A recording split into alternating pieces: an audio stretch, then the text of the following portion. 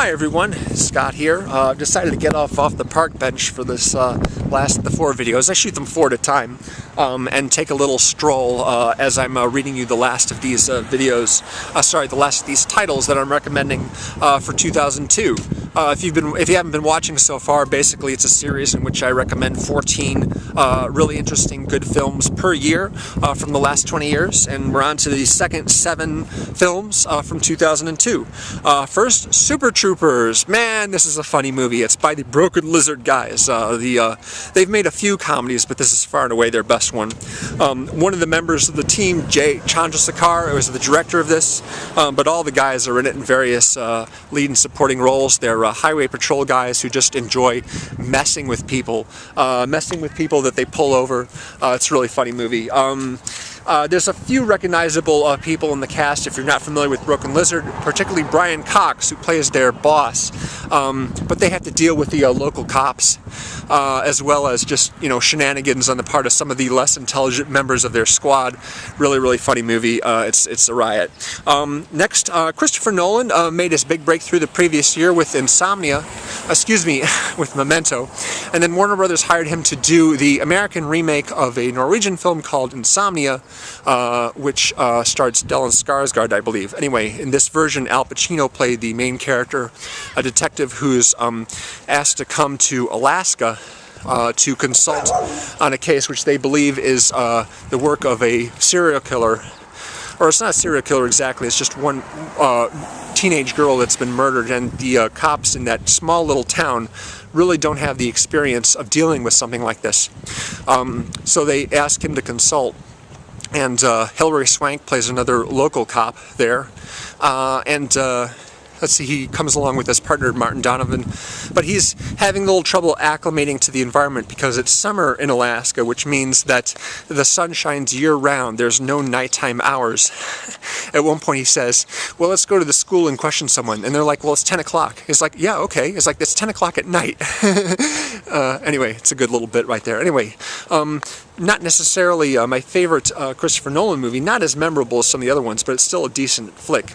And Robin Williams, of course, is really good as the prime suspect. Next, Monsters Ball. This was, I believe, a Best Picture nominee. It's directed by Mark Forrester, who went on to do World War Z, among more notable films, like Stay and Finding Neverland, movies like that. Monsters Ball, the main character is Billy Bob Thornton. He is a prison guard on death row. And at the beginning of the movie, he basically puts Sean Combs into the electric chair, and then strikes up a relationship with his baby mama, Halle Berry, right? Is that how it went? Yeah, they sort of have a tentative relationship because there's this connection between the two of them that neither of them even really know about. She's just basically a waitress at this diner that he frequents. But Halle Berry won the Best Actress Oscar for this movie.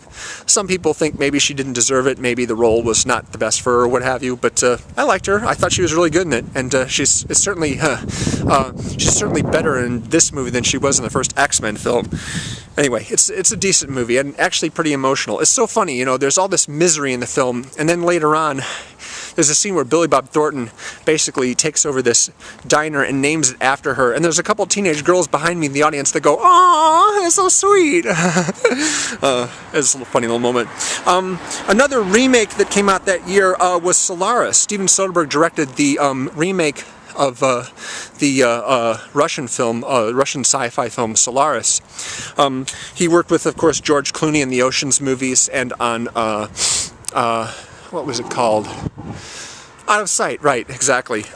He's a therapist, basically, a psychologist, who is asked to visit a space station around this planet that's been discovered recently called Solaris to find out why the crew have cut off all contact with them.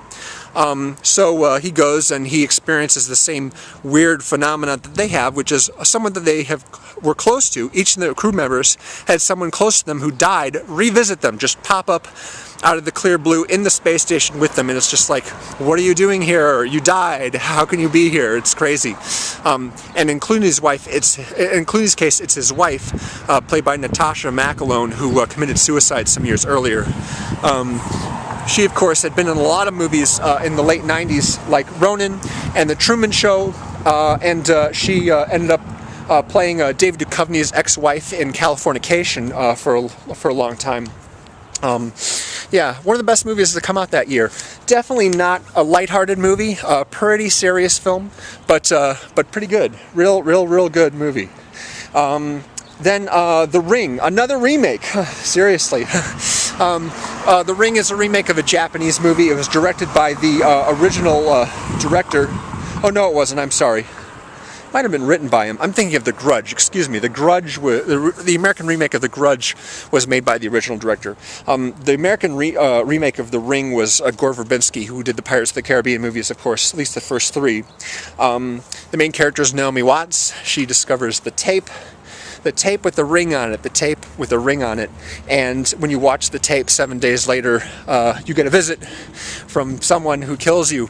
It kind of reminds me of It Follows, actually, but at the time it was super creepy. And normally I don't like it when movies don't have a title sequence in the beginning. I mean, that's something that's become more and more common the last few years. Christopher Nolan has been doing it a lot, whereas most movies, even if they don't have any credits in the beginning, will at least have the title of the film. And what's been happening more often lately is there isn't even a title at the beginning of the movie. No title, you know. Avatar and The Dark Knight and so many movies, you know. I just don't get why people do that. I just find it annoying. But in The Ring, it works because it left me with a pretty uneasy feeling. So that was effective for the movie itself. That worked nicely.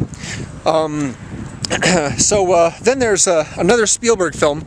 I mentioned Minority Report in the previous video, but he did another movie that came out in December called Catch Me If You Can, one of his very best movies. Really like this one a lot. Leonardo DiCaprio, of course, plays the con artist Frank Abagnale. It's a true story, of course, about a 16-year-old kid who poses as a co-pilot and gets a replica of the uniform made and forges a whole bunch of checks and ends up traveling all over the country, cashing bad checks and just basically causing trouble, stealing money, basically. Yeah. DiCaprio is cast badly in a lot of movies around this time, but this is a movie he was very well suited for. Tom Hanks, of course, is the a frequent Spielberg collaborator, and he plays the guy who's hunting him down, Hanratty, who's a Treasury agent, I believe. I can't remember what department he works for. Anyway, Amy Adams is in this movie as well, Jennifer Garner.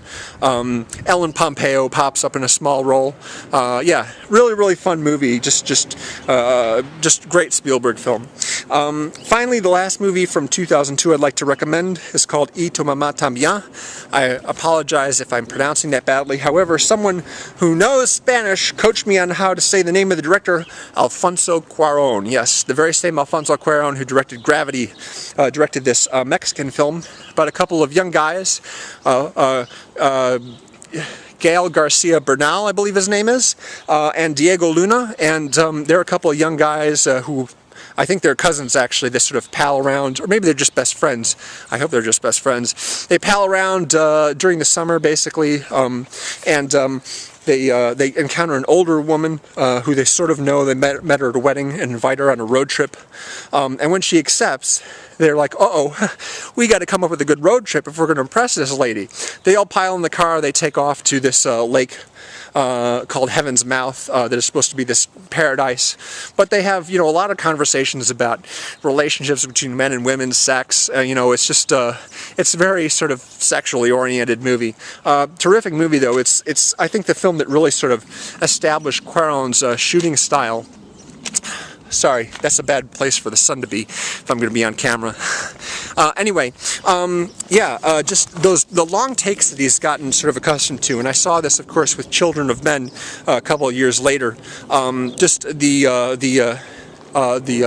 sort of the planning, the elaborate camera moves that will cover basically an entire scene in one shot, and not in a flashy way necessarily, not like a Steadicam shot where it dives in and out between all these different things for minutes at a time, but a rather simple design, but one that's very effective. I hope you've been able to hear me okay through the last through videos. Normally I don't have wind to deal with when I shoot one of these. But anyway, those are my second set of 7 movies for 2002. I hope that if you haven't seen any of these, that you give them a try. I think you'll like them very much. Thank you for commenting, for taking the time to watch. I really appreciate it. Thanks for visiting my Facebook page, the link to which is below. And if you haven't seen some of the other videos that I've already done, there's a link in the description to the playlist where they're all located. So appreciate it very much. See you again real soon with 2003. See ya.